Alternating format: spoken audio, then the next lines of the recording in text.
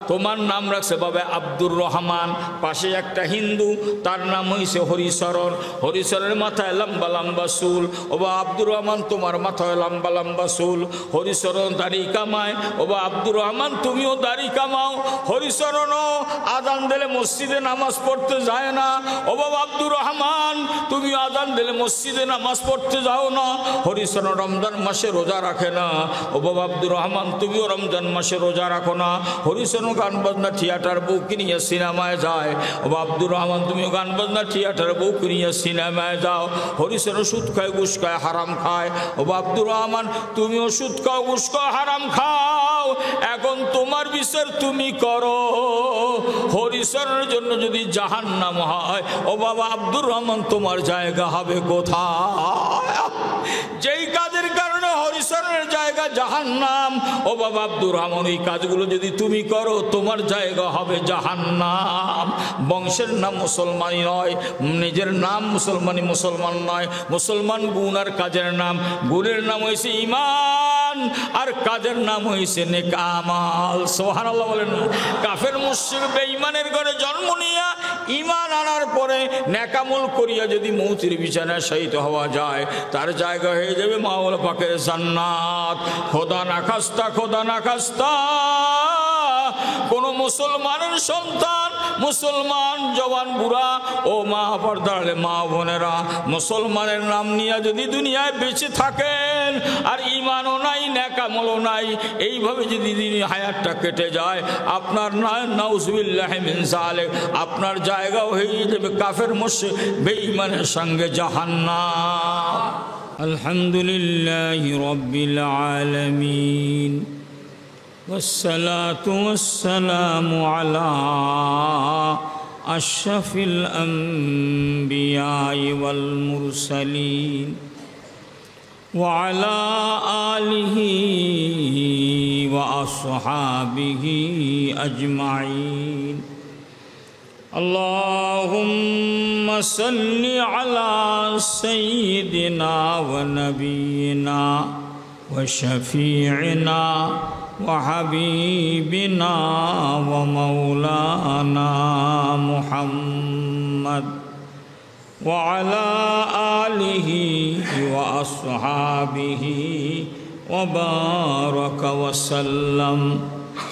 اللهم صل على سيدنا محمد النبي الأمي وعلى آله وسلم تسليما. قال رسول الله صلى الله عليه وسلم أولى الناس بي يوم القيامة أكثرهم علي صلاة رواه الترمذي أو كما قال رسول الله صلى الله عليه وسلم. আল্লাহ রসুল ইরশাদ করেন, আমার যে উম্মত আমার প্রতি বেশি বেশি দুরূদ শরীফ পাঠ করবে, কিয়ামতের ময়দানে সে আমার তত বেশি কাছে থাকবে। আমরা কি কিয়ামতের ময়দানে রসুলের কাছে থাকতে চাই না দূরে থাকতে চাই? দুরূদ শরীফ বেশি পড়িয়া না কম পড়িয়া? শুদ্ধ করিয়া না ভুল পড়িয়া? মোহাব্বতের সাথে না এমনে? আল্লাহ আমাদের সকলকে রসুলের মোহাব্বতে বেশি বেশি করে বিশুদ্ধভাবে দুরূদ শরীফ পাঠ করার তৌফিক দান করে। আমরা সকলে নিয়াত করি, বাকি যতদিন আসি রসুলের শানে আমি বেশি বেশি দুরূদ শরীফ পাঠ করব। দুরূদ পাঠ করলে ফজিলত তো অনেক। একটা হাদিস আমি আপনাদেরকে কাছে পেশ করেছি। রসুল বলেন, আমার প্রতি যে যত বেশি দুরূদ পাঠ করবে সে আমার তত বেশি কাছে থাকবে। রসুলের কাছে থাকলে আমরা কোথায় যেতে পারবো? রসুল যাবেন কোথায়? হ্যাঁ, জান্নাতে। তো আমরা রসুলের কাছে থাকলে যেতে পারবো জান্নাতে।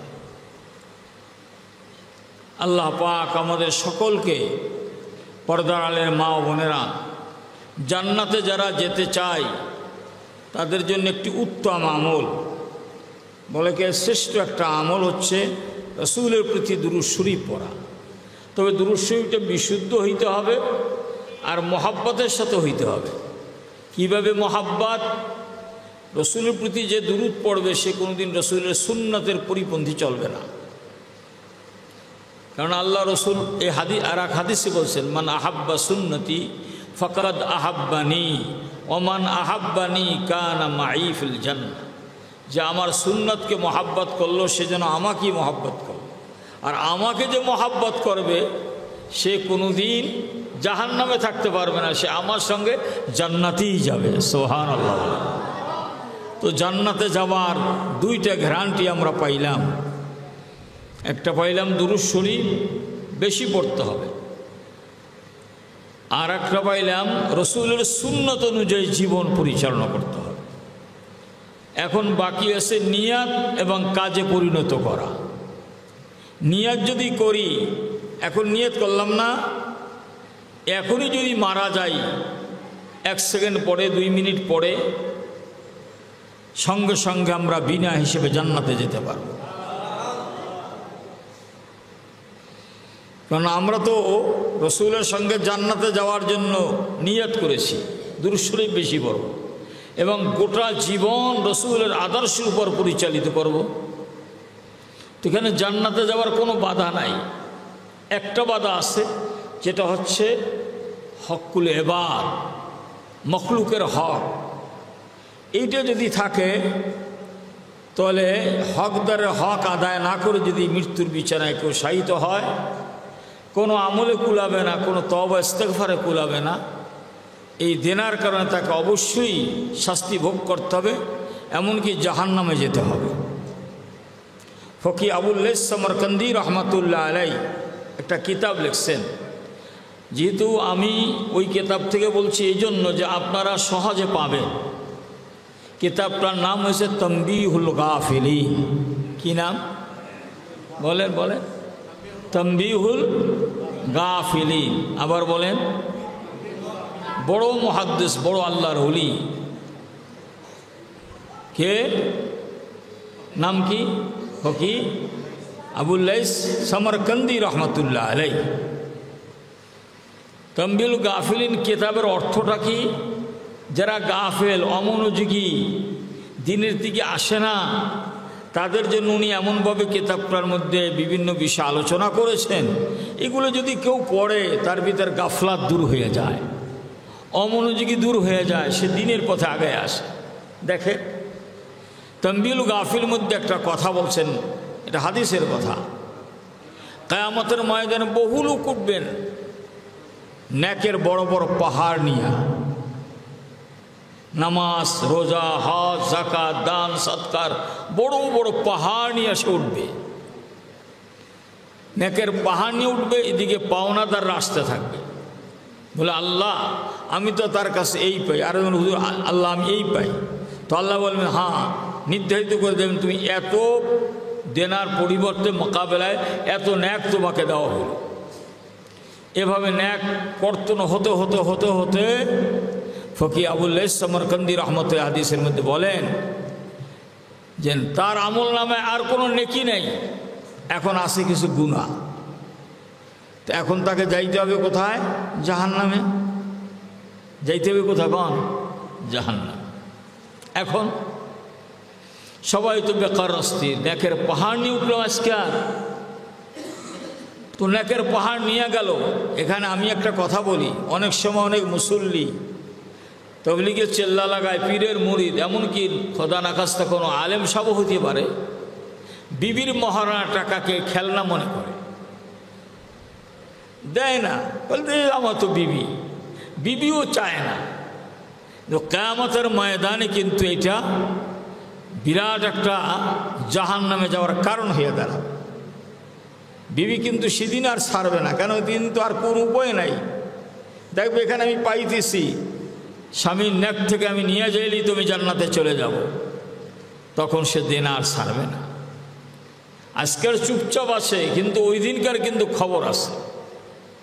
এজন্য যারা পর্দার আলে মা বোনে স্বামীকে যদি প্রকৃত ভালোই বাসেন, আপনি যদি মহারানা ছেড়ে দেন, আমি ছাড়তে তো বলবই না, ছাড়ার কোনো উপায় নেই, কিন্তু মহারানাটা উসুল করে নেন।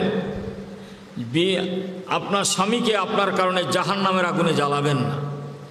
আর আমি পুরুষ ভাইদেরকে বলবো, যত কষ্ট হোক না কেন বিবির মহানা টাকা উসুল করে দেন। নামাজেও কুলাবে না, রোজায় কোনো ইবাদতে কুলাবে না। এই জন্য কোনো সুদখোর কোনোদিন জান্নাতে যেতে পারে না, ঘুষখোর কোনোদিন জান্নাতে যাবে না, যতদূর পর্যন্ত ঘুষের টাকা সুদের টাকা হকদারকে আদায় না করবে। কথা বুঝতেছেন? আল্লাহ পাক আমাদের বোঝার তৌফিক দান করেন। বলতেছিলাম ফকি আবুল সামারকান্দি রহমতুল্লাহ হাদিসের মাথা হাতে বলেন যে কিয়ামতের ময়দানে এভাবে যখন নেকি বন্টন হয়ে যাবে তো অনেক মানুষ নেকি হারা, গুনাহ, এরপরও পাওনাদাররা আসতে থাকবে, গোগো আল্লাহ আমি তো তার কাছে পাবো। পাবা, তোর নেকি তো শেষ হয়ে গেছে। বলে এখন আল্লাহ আমার পাওনা তো আপনি ইনসাফ বিচার করবেন, আমাকে দেবেন তো। আল্লাহ বলবেন ঠিক আছে, তোর গুনার কারণে তো তুই জাহান্নামে যাওয়া লাগে, তোর গুণ ওর মাথায় দে, আমি দিবেলায় দিলাম, আর তুই গুনার থেকে খালি হয়ে তুই জান্নাতে চলে যা। এর চেয়ে অসহায়, এর চেয়ে অত্যন্ত গরিব মুফলেস কিছু নাই এখন, আছে শুধু গুনাহ। এই গুনাহগারদের মধ্য থেকে একদলকে আল্লাহ ডাক দেবেন, সুবহানাল্লাহ কইবেন না? নাম ধরে ডাকবেন, ওই আব্দুর রহিম, আব্দুল করিম, ও আব্দুল সত্তার, মহিলা পুরুষ এদের ডাকবেন, দেখে কইবেন এই তোরা খুব পেরেশান না আজকে? হ্যাঁ আল্লাহ পেরেশান মানি, ন্যাক ছিল মনে করছিলাম আপনার বাকি মাফ করে আমাদের জান্নাত দিবেন, ন্যাকও চলে গেল আর অন্যের গুনাহ আমার মাথায়। আল্লাহ পেরেশান তো, আমাদের জাহান্নাম ছাড়া কোনো উপায় নেই। আল্লাহ এদেরকে বলবেন, যারা ওই আমলটা করছে তাদেরকে বলবেন, ও আমার বান্দারা বান্দিরা, দুনিয়ায় বসে অনেক ন্যাক কামাই করছে, আজকে আর ন্যাক নাই, অন্যের গুনাহ তোমার মাথায়, কিন্তু আমার কাছে একটা নেকি তোমার এখনো মজুদ আছে। সুবহানাল্লাহ। বিপদের দিনে আমি সেই নেকিটা তোমাকে দেব, আর সেই নেকিটা যখন দিব তোমার নেকের পাল্লা ভারী হবে, তুমি এখনই জান্নাতে চলে যাবে। আচ্ছা, এই আশ্বাস যখন আল্লাহ দিবেন তখন ওইখানে যারা থাকবে তাদের কি অবস্থা হবে? তাহলে ওগো আল্লাহ এমন কোন নেকিটা আপনার কাছে বাকি আছে যেটা আজকের দিবেন আর আমরা সেইটা পাইয়ে জান্নাতে যাব? এটা কিন্তু সবাই না যে ওই নেকিটা করছে সে।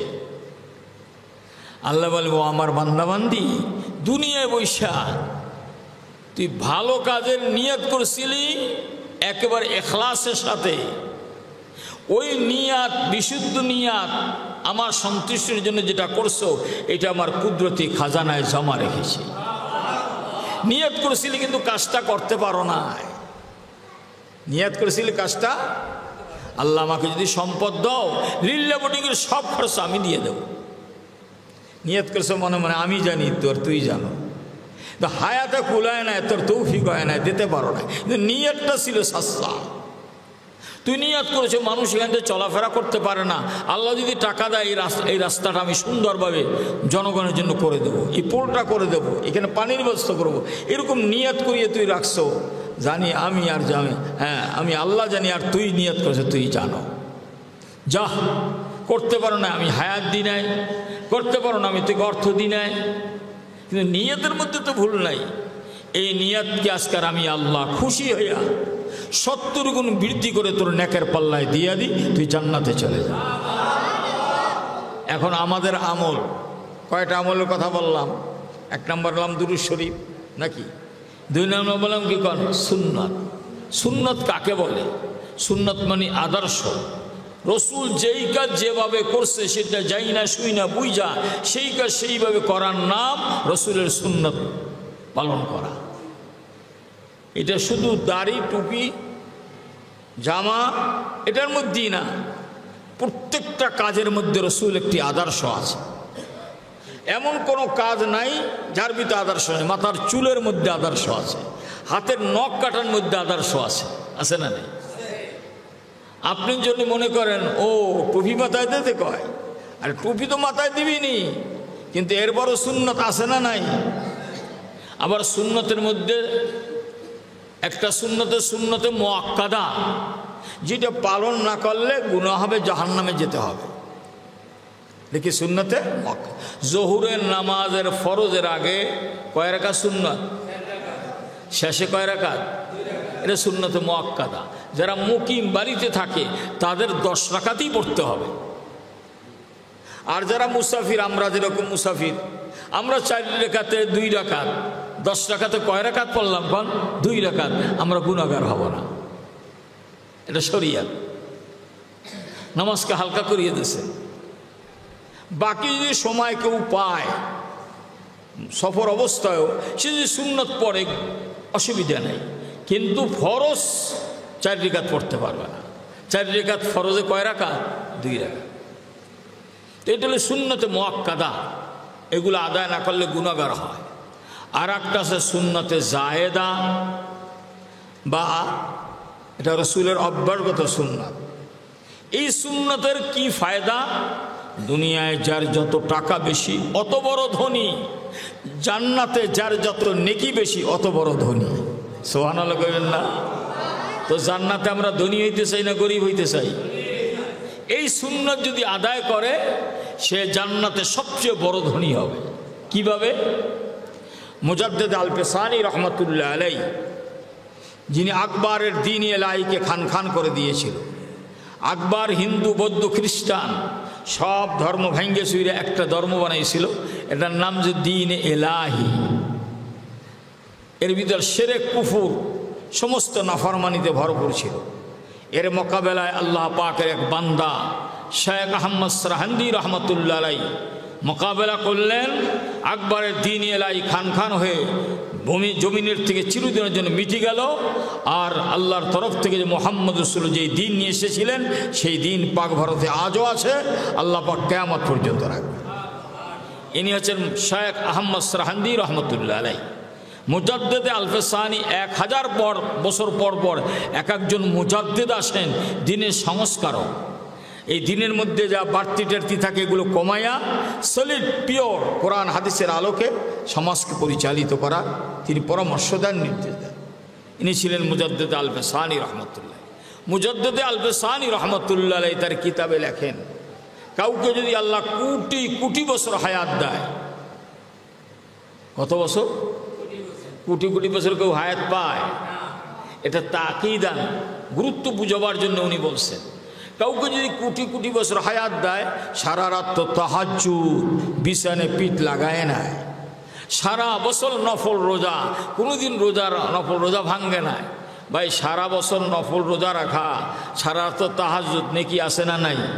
আছে। কিন্তু মুজাদ্দিদ আল পেসানি রহমতুল্লাহ বলেন এই নেকি ওই নেকির থেকে বেশি না। কোটি কোটি বছর নফল ইবাদতের থেকেও রাসূলের অব্যাহত কেউ সুন্নত যদি আদায় করে তার সওয়াব আর নেকি হবে বেশি। কেন? বলে এইটা হইছে আবেদের ইবাদত, আর ওইটা হচ্ছে রাসূলের সুন্নাত। রাসূলের সুন্নতের দাম বেশি। আল্লাহ আমাদের সকলকে, 3টা কথা বললাম আমি আমার আলোচনা ভূমিকায় বললাম। 1 নম্বর বললাম রাসূলের প্রতি দরুদ শরীফ পড়া। পড়তে রাজি আছেন তো ইনশাআল্লাহ? নিয়ত করেন, ওই নিয়তই সব। পড়তে পারলে আরও বেশি ভালো। নিয়ত করিয়া চেষ্টাও করতে হবে 100-100। আল্লাহ আমি রাসূলের প্রতি যত বেশি করে দরুদ শরীফ পড়ব, তবে দরুদ শরীফটা শুদ্ধ করিয়া নিতে হবে। শুদ্ধ নিজে করতে হবে না, আরেকজনকে জিজ্ঞাসা করতে হবে। যদি আলেম হন তো ভালো কথা, জানিয়ে থাকলে ভালো কথা। একজনের থেকে শুনাইয়া আপনি দরুদটা বিশুদ্ধ করে নেবেন। বিশুদ্ধ দুরুদ আমি 2টা ছোট্ট দুরুদ আপনাদেরকে সামনে পড়তেছি, আমার সাথে পড়ুন। আল্লাহুম্মা সাল্লি আলা, আল্লাহুম্মা সাল্লি আলা সাইয়্যিদিনা মুহাম্মাদিন ওয়া আলা আলি সাইয়্যিদিনা মুহাম্মদ। একটা দুরূদ হাদিসের দুরূদ। আরটা আছে সাল্লাল্লাহু আলান নবিয়্যিল উম্মিয়্যি, সাল্লাল্লাহু আলান নবিয়্যিল উম্মিয়্যি। দুরুদের কথা যখন আলোচনা করি মন চায় আমাকে আল্লাহ পাক 1 বছর পর্যন্ত দুরুদের বয়ান করতে সুযোগ দিতেন, আর আমি 1 বছর দুরুদ বয়ান করতাম, তারপর মনের আবেগ মিটত না। সুবহানাল্লাহ বলেন। এত বড় নেয়ামত, এত বড় নেয়ামত। আল্লাহ আমাদের তৌফিক দান করে। আহা ভাইরা, বুঝাইতে পারলাম না, আর নিজেও বুঝলাম না যে কত নেয়ামত আল্লাহ আমাদেরকে দান করছে। আবু মুহাম্মদ করে নাম, এক বড় আল্লাহর ওলি। নামটার মধ্যে সন্দেহ আছে। কিতাবের নাম আছে দালাইলুল খায়রাত। এই কিতাবের উনি মুসান্নবী লেখক। উনি কিতাবের ভূমিকায় এটা লিখছেন। এটা বাংলায় অনুবাদ হয়েছে, আপনার পাবেন বাংলা বাজারে, দালাইলুল খায়রাত। এই কিতাবটা শুরু থেকে শেষ পর্যন্ত শুধু রসুলের প্রতি দুরুদ আর দুরুদ, দুরুদ আর দুরুদ, দুরুদ আর দুরুদ। কেন এই কিতাবটা লিখলেন তার কারণ উনি বলেন যে সফরে বহু কাফেলার লোকজন নিয়ে সফরে রওনা করেছে। আল্লাহর ওলি এক এক এলাকায় যায়, নসিহত করে, মানুষকে হেদায়েত দিনের দাওয়াত দেয়। তো এক জায়গায় এসে কাফেলাটা থেমে গেছে। থেমে যাওয়ার পরে এখন জহুরের ওয়াক্ত, নামাজ পড়বে, পানি, ওযুর দরকার, পানি নেই, পানি পাওয়া যাচ্ছে না। পানির তালাশ করিয়া যদি পানি একেবারে না পাওয়া যায় তো তায়াম্মুম আছে, কিন্তু তালাশ তো করতে হবে। তালাশ করতে করতে তিনি একটা কুয়ার কাছে গেছেন। কুয়ার ভিতরে একেবারে নিচে পানি, আর উঠেই তৈলে বড় রশি লাগে, বালতি লাগে। এখন পানি কেমন উঠাইবেন? ঘুরতেছেন এদিকে দিয়ে, পেরেশান। দূর থেকে 8-9 বছর একটা ছোট্ট বাচ্চা মেয়ে, 9 বছর একটা মেয়ে দূর থেকে তাকায় দেখতেছে, কিশোরী, যে এই আল্লাহর ওলি পেরেশান। কাছে এসে বলে, হুজুর আপনি এত পেরেশান কেন? বলে, পেরেশান আমার সাথে এত লোক, আমার নাম অমুক, আমি এই আল্লাহর দ্বীনের দাওয়াত নিয়ে জমিনের ভিতরে বিভিন্ন এলাকায় যাই, কিন্তু এখন আমার সঙ্গী সাথীরা নামাজ পড়বে, ওযুর পানি নাই। পানি তো আছে এই কুয়ার ভিতরে অনেক দূরে, কুয়ার থেকে পানি কেমন উঠাবো? ও এতটুকু সমস্যা। বলছে কেনা 8-9 বছর মেয়েটা এটা বইলা কুয়ার কাছে গেছে, যাইয়া মুখে একটু লালা থুক এখানে কুয়ার ভিতরে নিক্ষেপ করার সাথে সাথে কুয়ার পানি উপরে উঠে গেছে, কুয়ার মুখ বরাবর হয়ে গেছে। এখন সকলের যারা ছিল সবাই ইচ্ছা মতন পানি পাত্রে বোঝাই করেছে, ওযু করেছে, পান করেছে।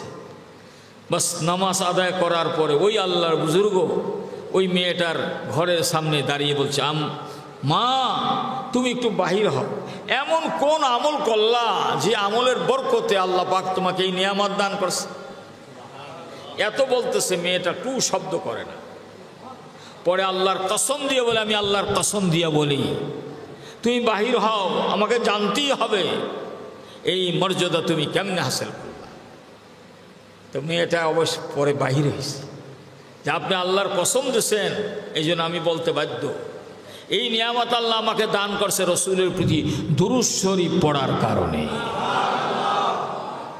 ওই দিন উনি নিয়াত করেছে, আল্লাহ গো, আমি এমন একটা কিতাব লিখে যাব যেই কিতাবটার শুরু থেকে শেষ পর্যন্ত শুধু দুরুদ আর দুরুদ আর দুরুদ, রসুলের প্রতি দুরুদ। আর ওই মেয়েটা যে দুরুদ পড়েছে সেটাও এর ভিতর আছে।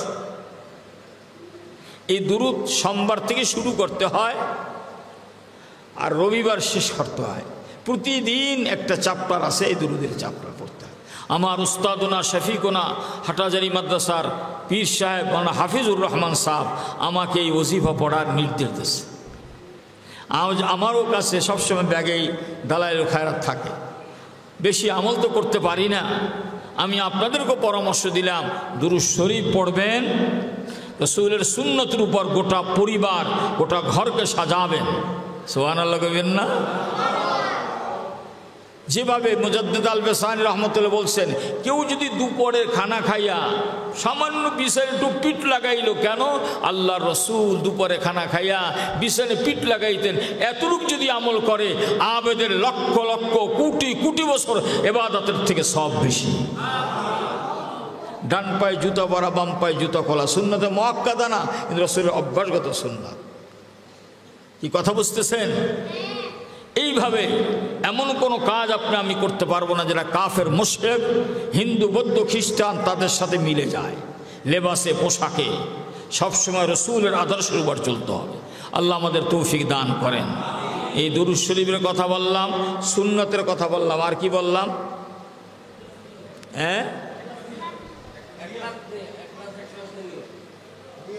নিয়াত, নিয়ত, মাশাল্লাহ মাশাল্লাহ। নিয়তটা আমরা খাঁটি করব, ভালো কাজের ভালো নিয়ত করব। এটা কারো কাছে বলা লাগবে না, নিজের ভিতরে আল্লাহ জানে, আমি জানি। আল্লাহ তৌফিক দিলে আমি করব, বাস। এই নিয়াত কিয়ামতের ময়দানে আপনাকে নাজাতের বন্দোবস্ত করে দেবে।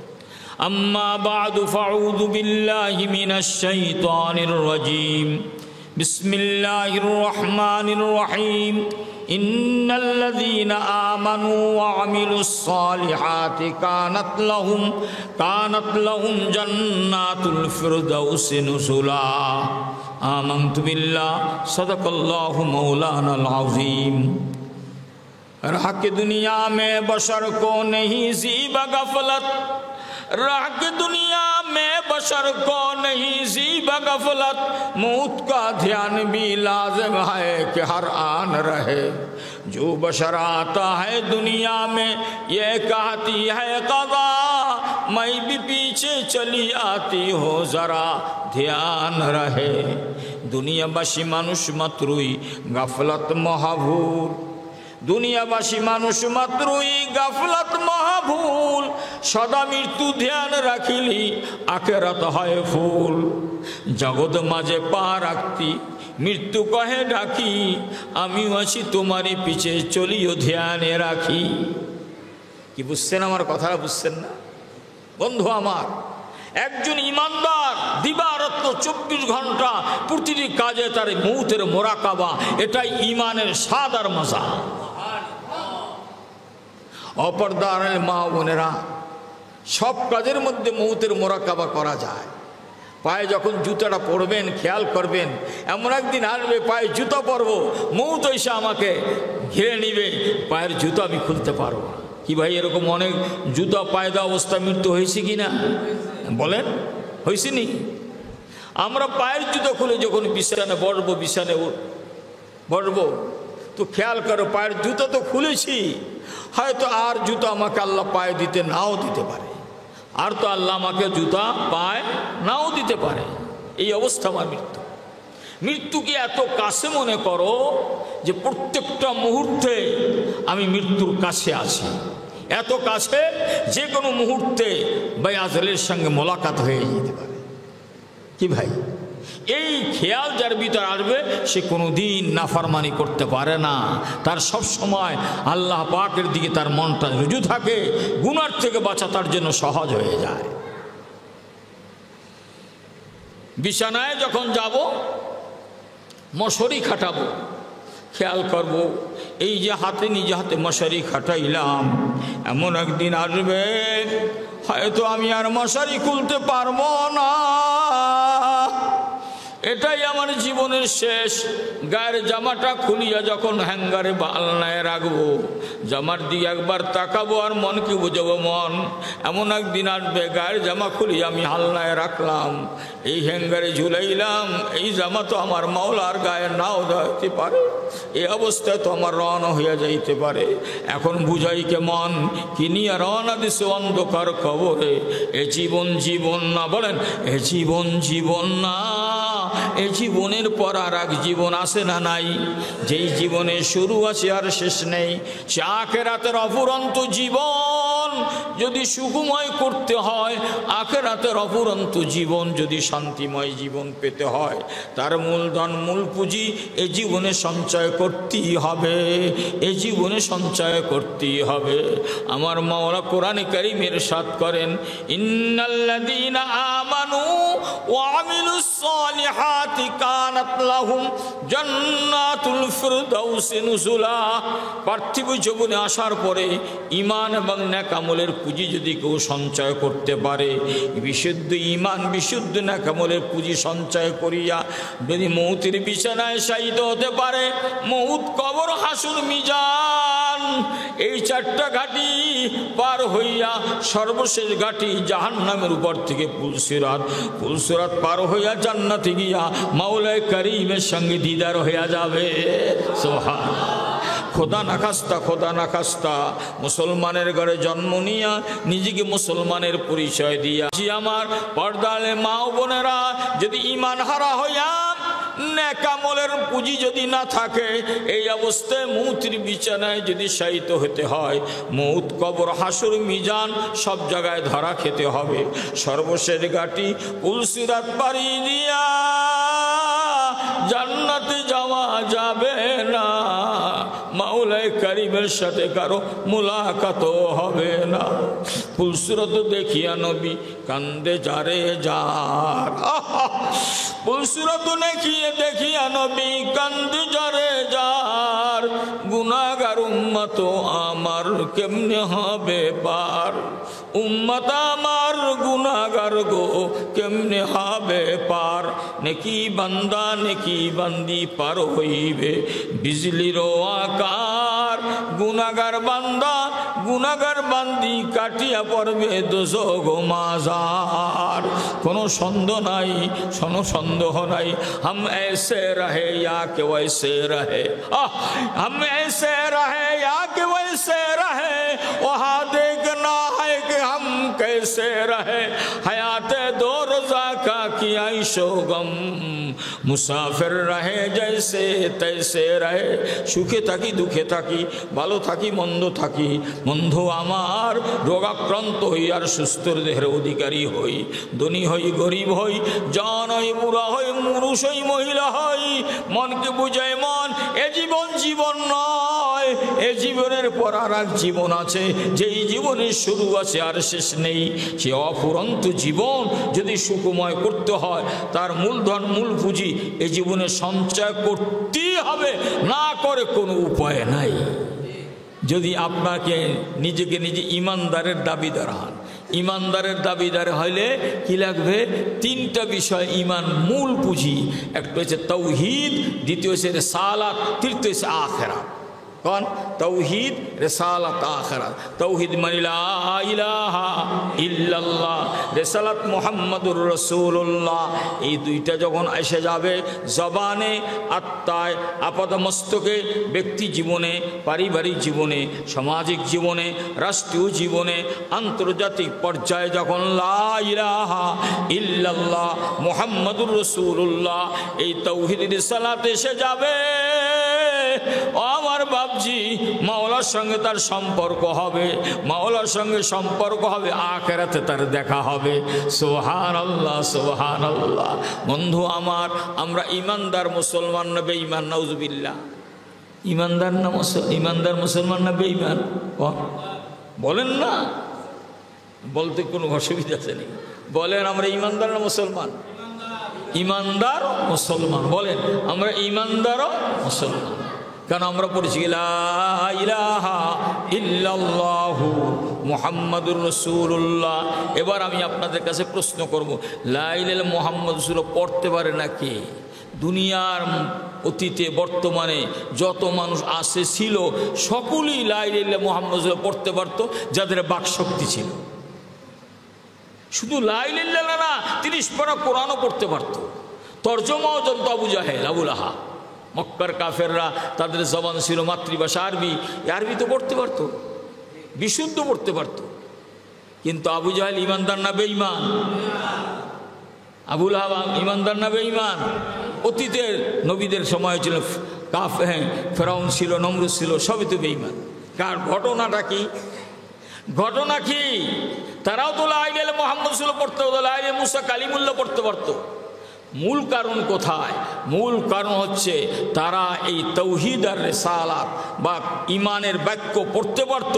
এটা ছিল হলকমের উপরে। কোথায় ছিল? কোন? জোরে বলেন, কোথায় ছিল?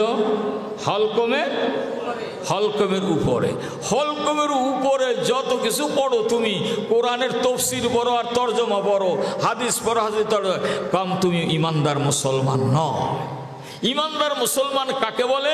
যে এই জবানে যে তাওহীদের বাণী, রিসালাতের বাণী, ইমানের বাক্য যা উচ্চারণ করব, এটা নূর হইয়া বাম পেস্তানের 2 আঙ্গুল নিচে আত্মার কলবে যখন ঢুকবে, এইটা আপনি আমি হব ইমানদার মুসলমান। সুবহানাল্লাহ। তখন এই কলব হচ্ছে পাওয়ার হাউস। এখান থেকে পায়ের চলার মধ্যে লা ইলাহা ইল্লাল্লাহ মুহাম্মাদুর রাসূলুল্লাহ, হাতে ধরার মধ্যে লা ইলাহা ইল্লাল্লাহ মুহাম্মাদুর রাসূলুল্লাহ, চোখের নজরে লা ইলাহা ইল্লাল্লাহ মুহাম্মাদুর রাসূলুল্লাহ, কানের শ্রবণে লা ইলাহা ইল্লাল্লাহ মুহাম্মাদুর রাসূলুল্লাহ, চেহারার মধ্যে লা ইলাহা ইল্লাল্লাহ মুহাম্মাদুর রাসূলুল্লাহ, ব্যক্তি জীবনে লা ইলাহা ইল্লাল্লাহ মুহাম্মাদুর রাসূলুল্লাহ, পারিবারিক জীবনে লা ইলাহা ইল্লাল্লাহ মুহাম্মাদুর রাসূলুল্লাহ, সামাজিক জীবনে লা ইলাহা ইল্লাল্লাহ মুহাম্মাদুর রাসূলুল্লাহ, রাষ্ট্রীয় পর্যায়ে লা ইলাহা ইল্লাল্লাহ মুহাম্মাদুর রাসূলুল্লাহ, আন্তর্জাতিক পর্যায়ে লা ইলাহা ইল্লাল্লাহ মুহাম্মাদুর রাসূলুল্লাহ, মেম্বার লা ইলাহা ইল্লাল্লাহ মুহাম্মাদুর রাসূলুল্লাহ, চেয়ারম্যান লা ইলাহা ইল্লাল্লাহ মুহাম্মাদুর রাসূলুল্লাহ, এমপি মিনিস্টার মুসলমান যেখানে যাবে সেখানে একই আওয়াজ লা ইলাহা ইল্লাল্লাহ মুহাম্মাদুর রাসূলুল্লাহ। তখন আমরা হম কি ইমানদার মুসলমান। কথাটা বুঝতেছেন?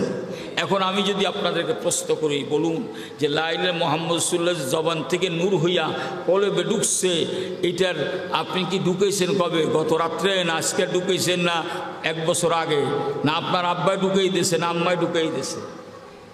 কে ঢুকেছে? আমার দাদা হুজুর ছিলেন মাওলানা ইসহাক সাহেব রহমতুল্লাহ আলাইহি। শুনছেন নাম? তার নাম শুনছেন? ইসহাক সাহেব রহমতুল্লাহ নাম শুনছেন? দেখছেন কিনা? মাস্টার সাহেব দেখছে, মাশাআল্লাহ। তিনি বরিশালের একেবারে আঞ্চলিক ভাষা ওয়াজ করতেন। তার ওয়াজের ঢং ছিল, এই নৌকো ছিল, বোট ছিল, ওর ভিতর তাবু ছিল, বাঁশের খাম্বা ছিল, তারপর ব্যানার ছিল, মাইক ছিল, লাইট ছিল। যাইতেন কোথায়? বরিশালে এই নদীর বাঁকে বাঁকে বাজার মিলত। তো ওই বাজারে উঠা তাবুটা টানাইয়ে দিত, ব্যানারটা লাগাই দিত, এই বাঁশের মাথায় হরেনটা বাজাইয়া এখানে তার সঙ্গে যারা থাকতেন খাদেম খুদ্দামরা, এরা দাওয়াত দেওয়া শুরু করতেন। কীরকম দা? আল্লাহ পাকের বান্দা নবী পাকের উম্মতগণ, এই চরময় থেকে মৌলবী ইসহাক আসছে, আপনারা বলবেন মাগরিবের নামাজের পরে তিনি জিকির-আজকার করাইবেন, বয়ান করবেন, আল্লাহ পাক আপনাদের হেদায়েত নসিব করে একটা দাওয়াত দিতেন। বাস শুনছি এরকম দাওয়াত দিতে উনি এই মাহফিলে যাইতেন। এক বাজারে যাইয়া ওই তাবুটা নেইছে, ব্যানার লাগাইছে, মাইক লাগাইছে, দাওয়াত দেওয়া শুরু করছে। বাজারের মোড়ল মাতুব্বর এসে বলছিল, না না না না না, এই মৌলবী ইসহাকের ওয়াজ এখানে চলবে না। বলে কেন? বলে সে জোরে জোরে জিকির করে, আমরা এই লোকে নাই। তখন একটা জলি জিকির লইয়া একটা দ্বন্দ্ব ছিল। বাস এখন তোমরা সব গাঠি পুস্তক গোল করিয়া চলে যাও। এসে বলে, হুজুর এই বাজারের মূল মাতুব্বররা তো আপনার ওয়াজ শুনতে চায় না, তারা এই কষে আমাগুলো এইতেছে সব। বাবা কার্য ফাসাদ করিও না, সব গুছাইয়া আও, আইয়া বড়ো ওঠো, ও মাঝি গেরাফি উঠাও, ভাটির টানে নৌকা ছেড়ে দাও, আমার কার্য ফাসাদ করা দরকার নাই, আমার চেষ্টা আমি করছি, আমার মাওলার চেষ্টা মাওলার কাছে মাওলায় করবেন। এই কথা বলিয়া বাটির টানে যখন বোট বা নৌকা ছেড়ে দিয়েছে, কত দূর যেয়ে দেখে বিরাট একটা সরের ভিতরে বেগুন গাছ, বেগুন খ্যাত। কথা বুঝিনি?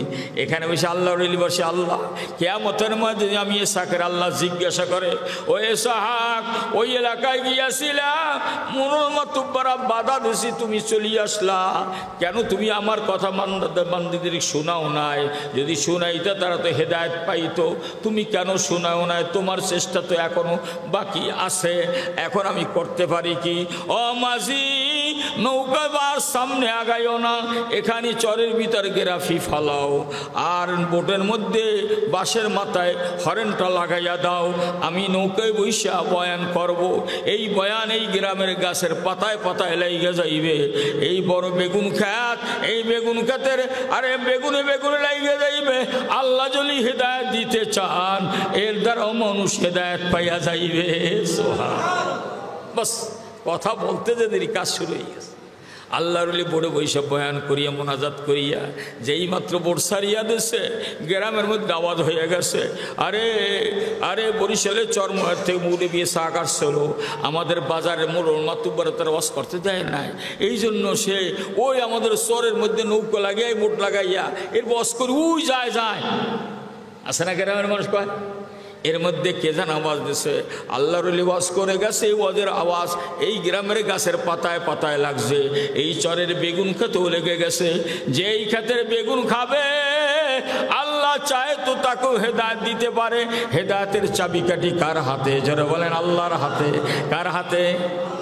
আল্লাহ রসুল চাচা আবু তালেবকে এত দাওয়াত দিল, আবু তালেব এত মেহনত করছে রসুলের জন্য, একেবারে নির্জনে পাহাড় এলাকায় যাইয়া তিনি বয়কাট করেছিল। যারা আরবের মানুষেরা 2 বছর পর্যন্ত না খাইয়া পাহাড়ের গোড়ায় রয়েছে বাচ্চা কাচ্চা নিয়া, আরে খাওয়া দাওয়া নাই, পানি ফুরাইয়া গেছে। আবু তালেব আরে মোহাম্মদ ভাতিজাকে নিয়ে কত কষ্ট করেছে, গাছের পাতা চিবাইয়া চিবাইয়া খাইছে, তারপর মোহাম্মদ রসুলকে কাফের হাতে তুলে দেয় না। কি মোহাব্বত আবু তালেবের। কিন্তু এই মৃত্যুকালের সময় আল্লাহ রসুল গেছে, ওগো চাচা জীবিত অবস্থায় তো কলেমা পড়লেন না, এখন ইন্তেকালের আগে আপনি একটু কলেমাটা একিনের সাথে পড়িয়ে নেন, যদি পড়িয়ে নেন কিয়ামতের ময়দানে আমি আপনার জন্য সুপারিশ করব, আপনি পড়ে নেন। কিন্তু চতুর্দিকে কাফেরের সর্দাররা দাঁড়িয়ে আছে, তারা বলছে আবু তালেব না না না না, ভাতিজার কথায় তুমি অগ্রসর হইও না, তোমার কিন্তু জিল্লতি অপমান হইয়া যাবে। যে ভাতিজার কথায় সে মুগ্ধ হইয়া কলেমা পড়িয়া বাপদাদার ধর্ম ছাড়িয়া দেছে। ও ভাতিজা, আমি জানি তুমি সত্য ধর্ম নিয়ে আসছো, তোমার কলেমা অসত্য, কিন্তু আমি পারলাম না। আল্লাহ পাকের তরফ থেকে আয়াত নাযিল হয়েছে, ইন্নাকা লা তাহদি মান আহবাবতা। ও আমার প্যারে নবী, আপনি যাকে চাবেন তাকে হেদায়েত দিতে পারবেন না, হেদায়েতের চাবিকাঠি আমি আল্লাহর কুদরতি হাতে। হেদায়েত কার হাতে? বাস ও এখন ওই চরের বেগুন যারাই নিয়ে যায়, চড়া দামে বিক্রি হয়, যারাই নিয়ে যায় তারা খেয়েছে, তারাই ওই এলাকার মধ্যে জাকিরিন শাকিরিন আল্লাহর বান্দা বান্দি হইয়া গেছে। সুবহানাল্লাহ। এমন আমি আপনাদেরকে ওই মুরব্বীর একটা ওয়াজ শুনাইতে চাই অল্পর মধ্যে। ওয়াজটা শুনতে রাজি আছে? নকল নকল নকল বুঝেন নাই? একজন রজার আমরা নকল করি শুনেই দিই, নকল আসল না। তবে দুনিয়ায় যত উলামায়ে কেরাম মুহাদ্দিসিন কেরাম যারাই ওয়াজ করে সব ওয়াজ কিন্তু নকল। আসল ওয়াজ করছেন আল্লাহ। বলেন আসল ওয়াজ করছেন কে? আল্লাহ। ওয়াজ বুঝাইছেন মুহাম্মাদুর রাসূলুল্লাহ, আর ওয়াজ বুঝার মতন বুঝছেন রাসূলের সাহাবারা। এই জন্য রাসূলের জবানে সাহাবায়ে কেরাম দুনিয়ায় বসে জান্নাতের শুভ সংবাদ পেয়েছে। সুবহানাল্লাহ। এই জন্য আমি বাবজি বলছি, আমাদের সব ওয়াজ নকল, এটা আবার নকলের নকল। চরমরে মরহুম পীর সাহেব সাক সাহেব রহমতুল্লাহ কি ওয়াজ? বাবা তোমার নাম রাখছে বাবা আব্দুর রহমান, পাশে একটা হিন্দু তার নাম হইছে হরিশরণ, হরিশরণের মাথায় লম্বা লম্বা চুল। ও বা আব্দুর রহমান তোমার মাথায় লম্বা লম্বা চুল, হরিশরণ দাড়ি কামায়। ও বা আব্দুর রহমান তুমিও দাড়ি কামাও। হরিশরণও আজান দিলে মসজিদে নামাজ পড়তে যায় না। ও বাবা আব্দুর রহমান তুমি আজান দিলে মসজিদে নামাজ পড়তে যাও না। হরিশরণ রমজান মাসে রোজা রাখে না। ও বাবা আব্দুর রহমান তুমিও রমজান মাসে রোজা রাখো না। হরিশরণ গান বাজনা থিয়েটার বউ কিনিয়ে সিনেমায় যায়। ও আব্দুর রহমান তুমিও গান বাজনা থিয়েটার বউ কিনিয়ে সিনেমায় যাও। হরিশরণ সুদ খায় ঘুষ খায় হারাম খায়। ও আব্দুর রহমান তুমিও সুদ খাও ঘুষ খাও হারাম খাও। এখন তোমার বিচার তুমি করো। হরিশরণের জন্য যদি জাহান্নাম হয়, ও বাবা আব্দুর রহমান তোমার জায়গা হবে কোথায়? যেই কাজের কারণে হরিশরণের জায়গা জাহান্নাম, ও বাবা আব্দুর রহমান এই কাজগুলো যদি তুমি করো তোমার জায়গা হবে জাহান্নাম। বংশের নাম মুসলমানি নয়, নিজের নাম মুসলমানি মুসলমান নয়। মুসলমান গুণ আর কাজের নাম, গুণের নাম হয়েছে ঈমান আর কাজের নাম হয়েছে নেক আমাল। সুবহানাল্লাহ বলেন না? কাফের মুশরিক বেঈমানের ঘরে জন্ম নিয়া ঈমান আনার পরে নেক আমল করিয়া যদি মৌতের বিছানায় শহীদ হওয়া যায়, তার জায়গা হয়ে যাবে মাওলা পাকের জান্নাত। খোদা না খাস্তা, খোদা না খাস্তা কোন মুসলমানের সন্তান, মুসলমান জওয়ান বুড়া ও মা পর্দার মা বোনেরা, মুসলমানের নাম নিয়ে যদি দুনিয়ায় বেঁচে থাকেন আর ঈমানও নাই নেক আমলও নাই, এইভাবে যদি দিন হায়াতটা কেটে যায়, আপনার নাউজুবিল্লাহি মিন যালিক আপনার জায়গা হয়ে যাবে কাফের মুশরিক বেঈমানের সঙ্গে জাহান্নাম। কি আর সে আর ওয়াজ লাগে? অস্ত শেষ। এখন বাকি রয়েছে আমল করা। আল্লাহ আমাদের সকলকে আমল করার তৌফিক দান করেন। এই জন্য বলতেছিলাম, জবানে যে কলেমা পড়ছেন এটার ভিতরে যে ঢুকছে, এটার কোনো দিন তারিখ ঠিক আছে নাকি? আপনারা বলতে পারেন যে অমুক দিন ঢুকছে আমার ভিতরে। বলতে পারবেন? সাহাবায়ে কেরামের সামনে আল্লাহ রসুল যখন বললেন যে লা ইলাহা ইল্লাল্লাহ মুহাম্মাদুর রাসূলুল্লাহ, মুখে পড়ার নাম ইমানদারি নয়। কলেমায়ে তৈয়্যিবা, কলেমায়ে শাহাদাত, ঈমান মুজমাই, এটা মুখে পড়ার নাম ইমানদারি না। এই মুখের তৌহিদের কলেমা, ইমানের বাক্যটা নূর হইয়া বাম দুধের দুই আঙুল আত্মার কলবে ঢুকবে, তুমি তখন ইমানদার মুসলমান। ইয়া রাসূলুল্লাহ, ইয়া হাবিবাল্লাহ, বলে দেন আমাদের জবানের কলেমা নূর হইয়া কলবের মধ্যে ঢুকছে কি ঢুকে না, এটা তো আমরা কিছু বুঝতেছি না। রসুল এর জন্য কোনো আলামত আসেনি, নিদর্শন আসেনি। আল্লাহ রসুল বলে, আমার সাহাবায়ে কেরাম, আমি তোমাদেরকে বলে দিচ্ছি আলামত আছে, নিদর্শন আছে। একই সঙ্গে রসুল বললেন, তিনটি আলামত যার মধ্যে পাওয়া যায় তার জবানের কলেমা নূর হইয়া কলবের মধ্যে ঢুকে যায়। কয়টা আলামত? জোরে বলেন, সবাই বলেন না কয়টা? আওয়াজ দিয়ে বলেন।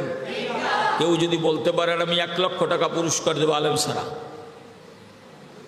এতদিন মনে করছিলাম কলেমা বললি মুসলমান, মুসলমানের ঘরে জন্ম নিলে মুসলমান, তাহলে ইমান মুসলমান। ইমান কখন আসবে? লক্ষবার কলেমায় তৈয়্যিবা বললেও কাজ হবে না, 30 পারা কোরআনের হাফেজ হইলেও কাজ হবে না। ইমানের বাক্য যেটা, এটা জবানে উচ্চারণ করার পরে এটা হেদায়েতের একটি নূর হইয়া বাম দুধের দুই আঙ্গুল আত্মার কলবে ঢুকতে হবে। যখন ঢুকে যাবে একই সঙ্গে 3টি আলামত পাওয়া যাবে। 3টি আলামত পাওয়া গেলে নিজেকে ঘোষণা করো, আলহামদুলিল্লাহ, আল্লাহ গো আমি ইমানদার মুসলমান। আর 3টি আলামত যদি না পাওয়া যায়, কাজ হবে না, কাজ হবে না। এই জীবন জীবন নয়, আর এক জীবন আসতেছে। সেই জীবনের মুক্তি আর নাজাতের জন্য ঈমান আর আমল ছাড়া উপায় নাই। কয়টা আলামত? জোরে বলেন, আওয়াজ দিয়ে বলেন, মনে রাখার মতন বলেন। কয়টা? আরো জোরে বলেন না। নিজেও জানবেন, অন্যকে বলবেন, বিবিকে বলবেন, মেয়েকে বলবেন, ছেলেকে বলবেন, আব্বাকে বলবেন, আম্মাকে বলবেন, আব্বা আম্মা আজকের ওয়াজ শুনছি, লা ইলাহা ইল্লাল্লাহ মুহাম্মাদুর রাসূল বললি আপনি ইমানদার মুসলমান না। তাহলে কেমনে ইমানদার মুসলমান হয়? বলে লা ইলাহা ইল্লাল্লাহ মুহাম্মাদুর রাসূল সমস্ত কাফেররা পড়তে পারে, হিন্দুরাও পড়তে পারে। তাহলে মুসলমান কখন? এই কলেমাটা কোথায় ঢুকতে হবে? ভিতরে। এখন যদি আপনার 3টি আলামত পাওয়া যাবে, ভিতরে কেমনে ঢুকাইবেন? কাগজের মধ্যে লা ইলাহা মুহাম্মাদুর রাসূলুল্লাহ কয় ইমানের বাক্য লেখলেন, মেশকো জামফরান কালি দিয়া ধুইয়া গ্লাসে গ্লাসে পান করলেন, ভিতরে ঢুকে দেবে।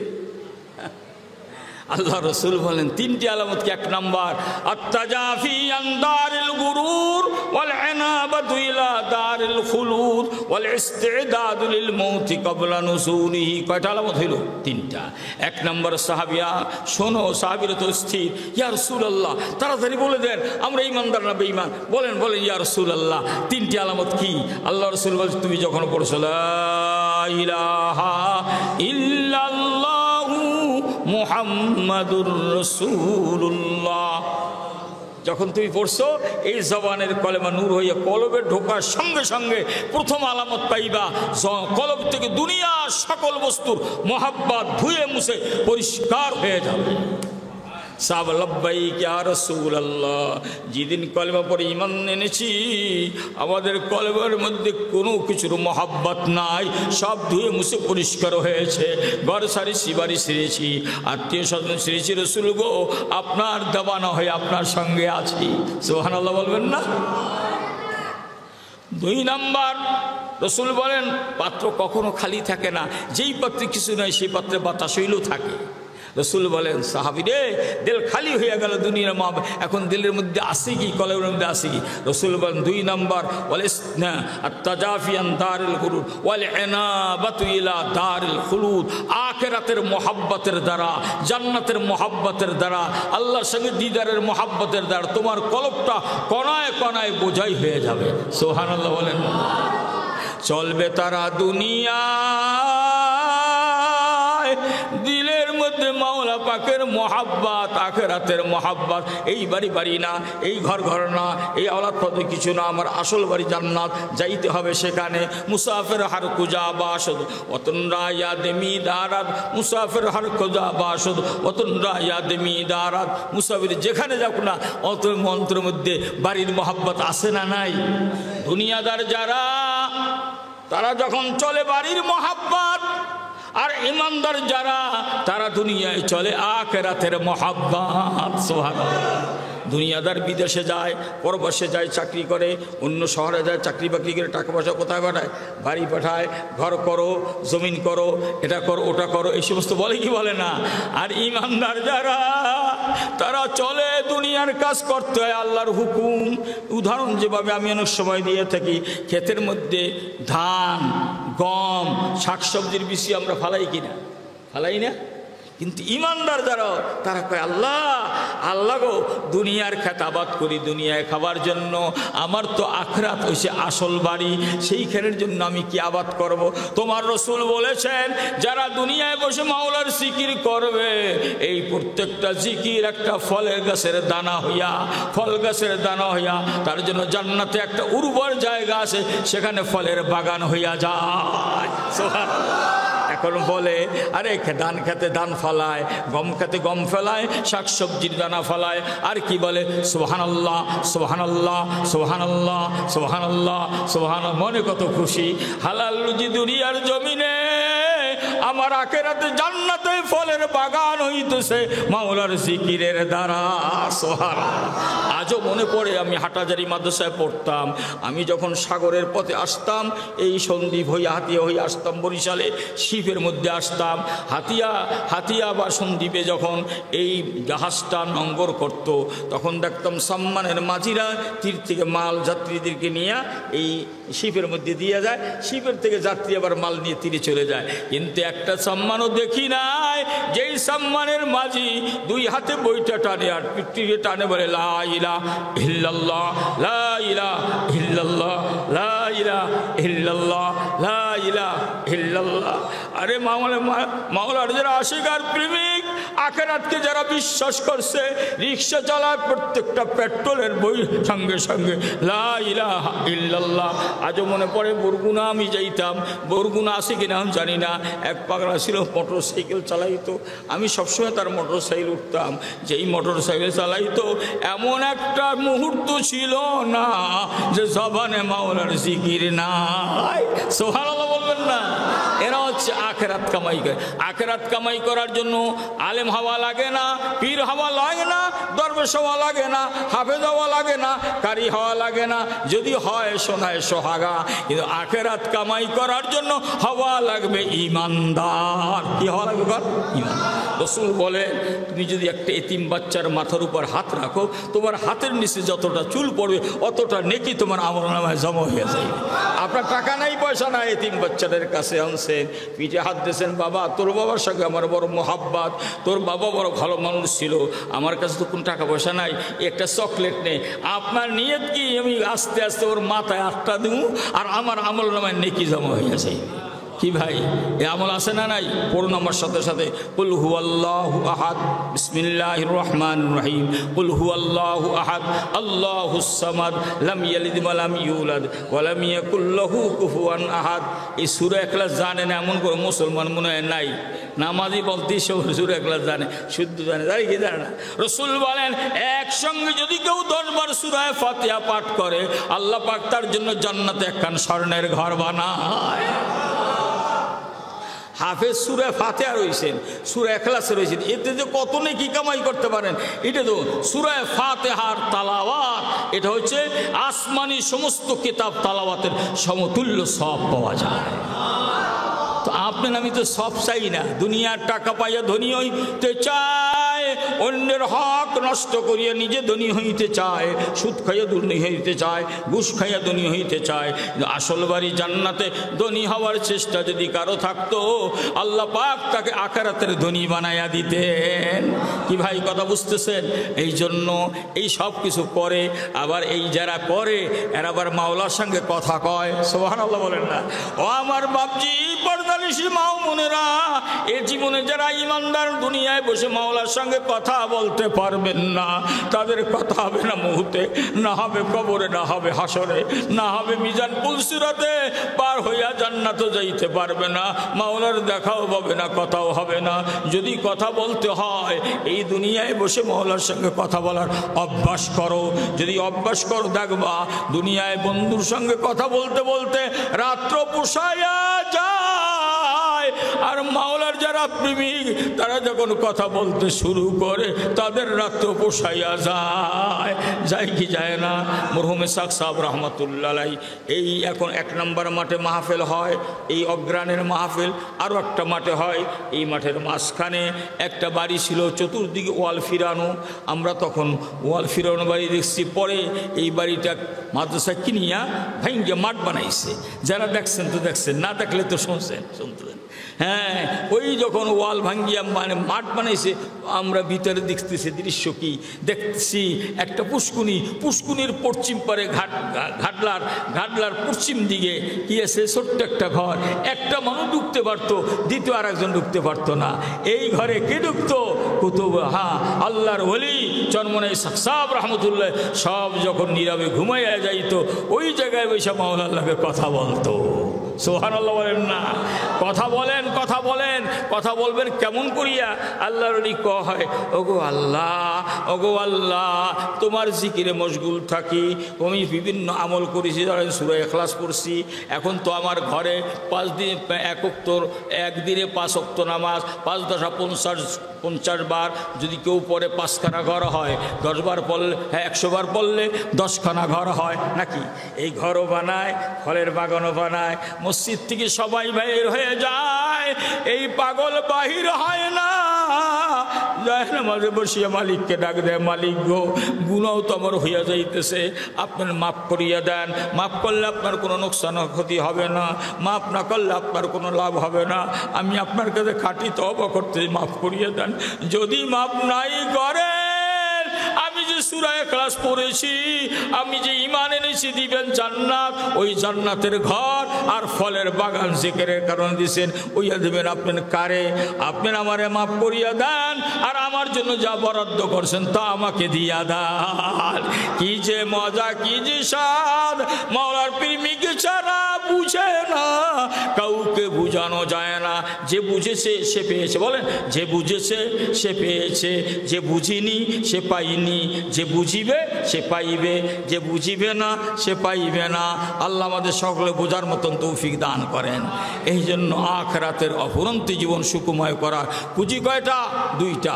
এই পুঁজি সঞ্চয় করার জায়গা হয়েছে ওয়াজ মাহফিল, আল্লাহর ওলিদের সোহবাত, তাদের নসিহাত, দ্বীনের বই পুস্তক যত পড়বেন, ইমানকে বিশুদ্ধ করিয়া নেকামল করিয়া যদি মৌতের বিছানায় শহীদ হতে পারি, আল্লাহ চাহে তো আমাদের মাফ করিয়া আমাদের জান্নাতের অধিবাসী করবেন।